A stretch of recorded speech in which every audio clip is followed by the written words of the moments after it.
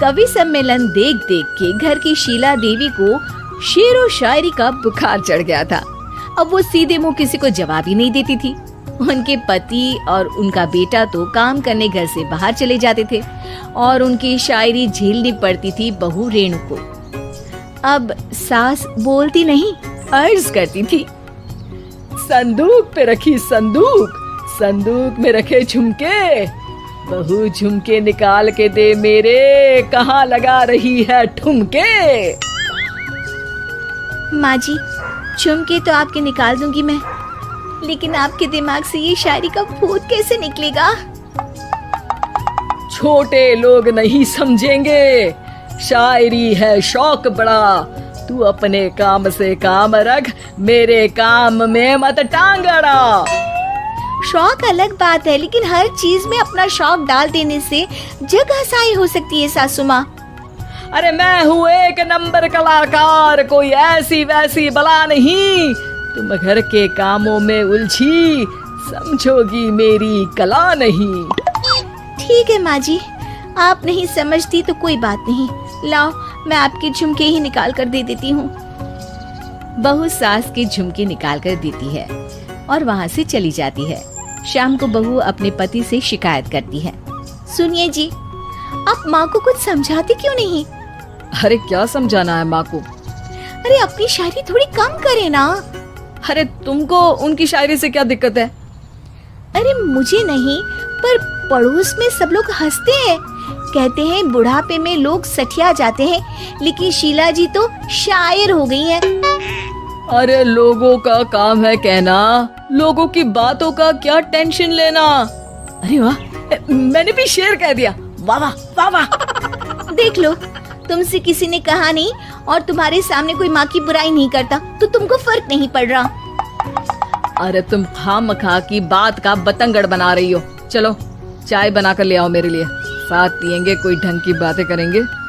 रेणु चाय बनाने लगती है। पहले वो अपने पति को चाय देती है, फिर सास को और आखिर में अपने ससुर को। लेकिन वो देखती है कि ससुर जी कुछ परेशान से हैं।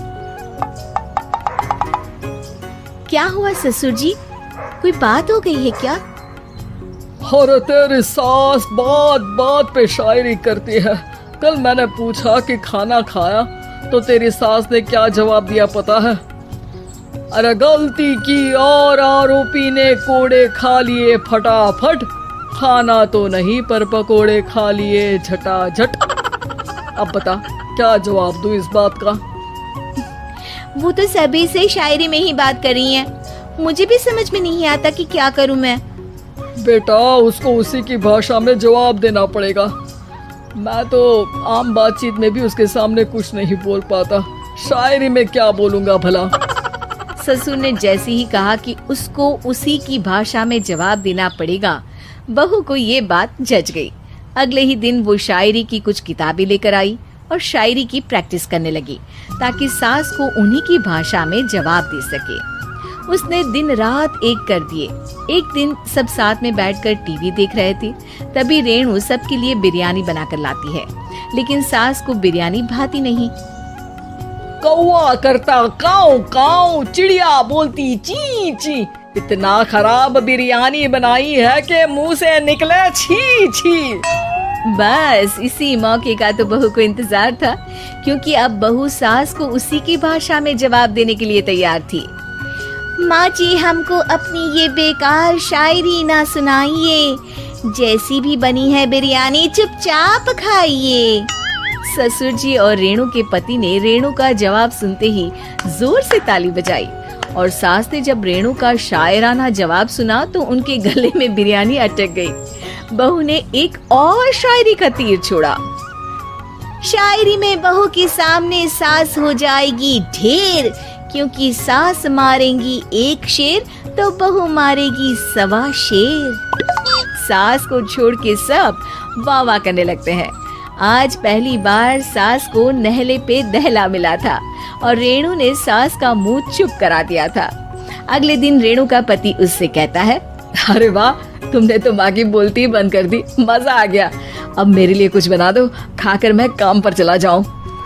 शायरी ही है मेरा जीवन, वही करूंगी जी भर के। नौकरानी रख लो कोई, काम नहीं करूंगी मैं घर के। अरे तुम क्या माँ जैसी हरकतें करने लगी, सीधे सीधे बात करो ना। हो गई कल शायरी, रोज थोड़ी ना करोगी। शीशी भरी गुलाब की पत्थर पे फोड़ दो, जो मुझे शायरी से रोके उसके कान मरोड़ दो। पति घबराकर वहां से चला जाता है और बाहर उसके पिताजी के पास जाकर बैठ जाता है। दोनों अपनी बीवियों की शायरी से परेशान है।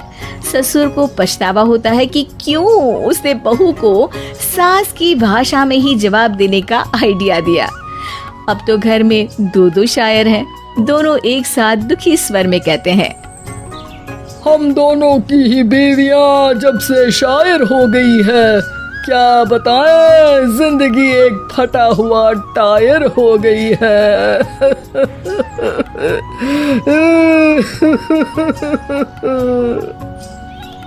हम दोनों की ही बीवियां जब से शायर हो गई है, क्या बताएं, जिंदगी एक फटा हुआ टायर हो गई है।